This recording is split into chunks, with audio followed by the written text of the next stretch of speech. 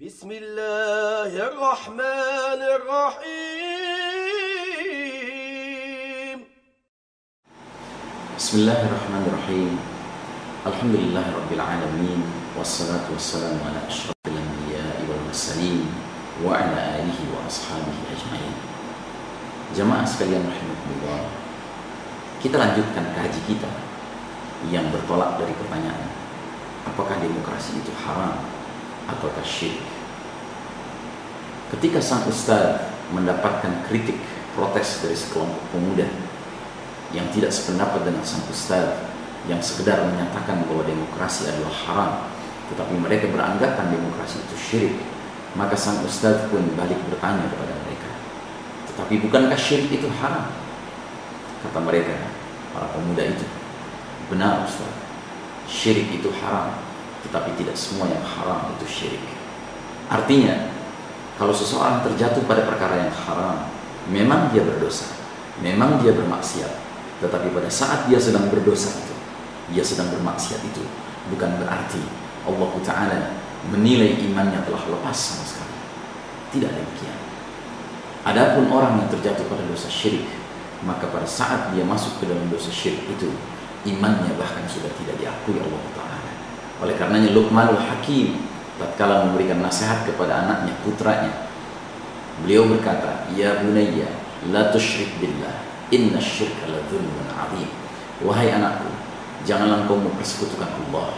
Sesungguhnya mempersekutukan Allah merupakan kezaliman yang besar.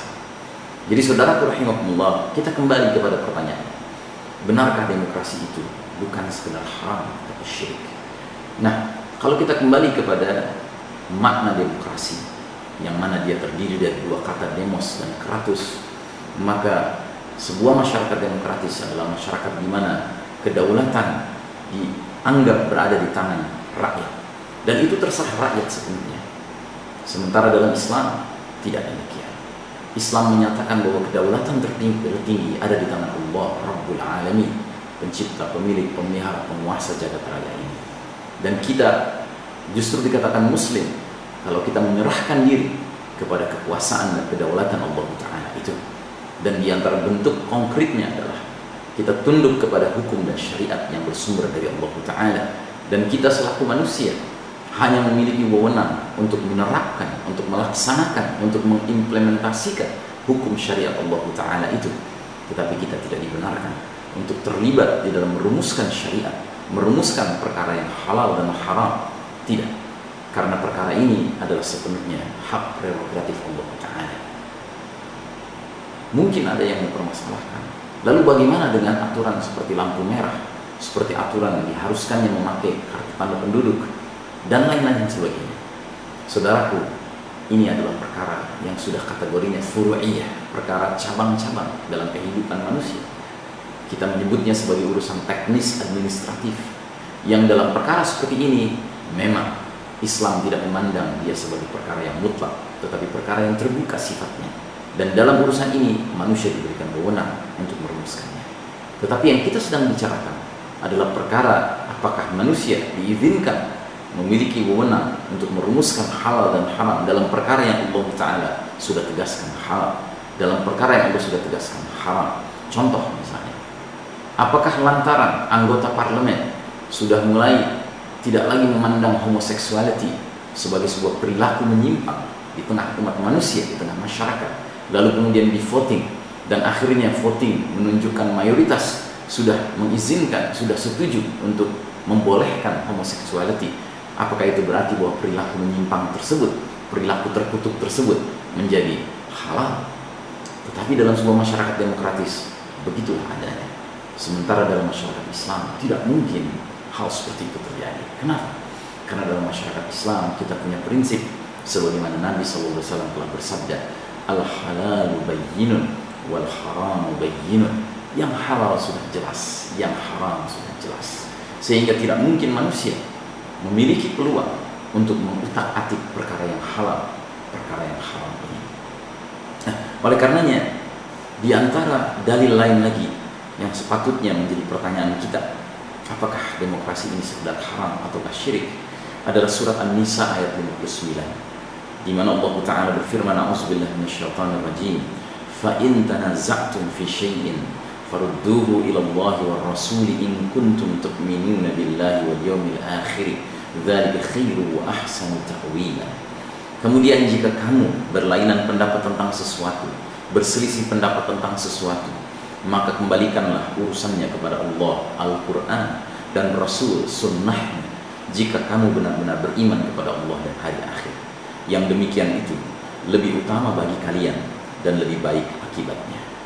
Saudara rahimakumullah, ini merupakan bahagian dari ayat yang sebelumnya menyebutkan tentang keharusan masyarakat luas mentaati Allah, mentaati Rasul, dan para pemimpin di antara orang-orang beriman, ulil amri minkum. Nah, ternyata ayat ini menggarisbawahi bahwa yang pantas disebut ulil amri minkum, para pemimpin di antara orang-orang beriman, hanya mereka yang bila mana ada perselisihan pendapat, perbedaan pendapat, urusan dikembalikan senantiasa kepada Allah dan Rasul, kepada Al-Quran dan Sunnah. Inilah ulil amri minkum yang legitimate. Sementara siapapun yang mengaku dirinya ulil amri minkum, namun dalam urusan yang dia berselisih pendapat dengan rakyatnya atau dengan menterinya atau dengan bawahannya, kemudian dia mengembalikan urusan bukan kepada Al-Quran dan Sunnah, misalnya mengembalikan urusan kepada rakyat, mengembalikan urusan kepada majelis permusyawaratan, majelis perwakilan, atau undang-undang dasar, atau ideologi tertentu bikinan manusia, sesungguhnya ini bukan ulil amri minkum yang legitimate di mata Allah Subhanahu wa Ta'ala. Nah, masyarakat demokratis adalah sejatinya seperti itu. Masyarakat yang bila mana ada perselisihan pendapat, urusan tidak pernah dikembalikan kepada Allah dan Rasulnya. Kenapa? Karena kedaulatan di tangan rakyat. Urusan dikembalikan kepada selain Allah dan Rasulnya.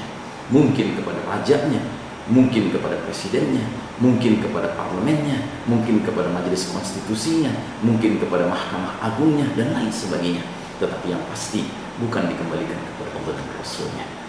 Nah, sementara Islam mengajarkan bahwa di antara makna utama dari seseorang bertauhid, mengesahkan Allah Ta'ala, adalah menyerahkan urusan hukum semata-mata kepada Allah Ta'ala. Di dalam Al-Quranul Karim, Allah Ta'ala berfirman, wa inil hukmu illa lillah. Hak menetapkan keputusan, hak menetapkan hukum hanyalah milik Allah Subhanahu wa Ta'ala. Ala lahul khalq wal amr. Ketahuilah, hak mencipta dan hak memerintah hanyalah hak Allah Ta'ala. Demikian firman Allah Ta'ala. Maka saudara rahimakumullah, bila urusannya sudah bukan mengesahkan Allah Ta'ala, berarti urusannya adalah mempersekutukan Allah Ta'ala. Sehingga saya khawatir jangan-jangan tesis para pemuda tersebut bahwasanya demokrasi bukan sekedar haram, tetapi demokrasi adalah syirik, memang benar adanya. Saudara rahimakumullah, mari kita renungkan perkara yang sangat fundamental ini. Semoga Allah membimbing kita ke jalan-jalan keridhaannya. Aqulu qouli hadza, astaghfirullah li wa lakum. Assalamualaikum warahmatullahi wabarakatuh.